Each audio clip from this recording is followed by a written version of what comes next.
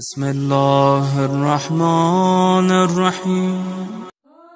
اللهم اجعل سعي فيه مشكورا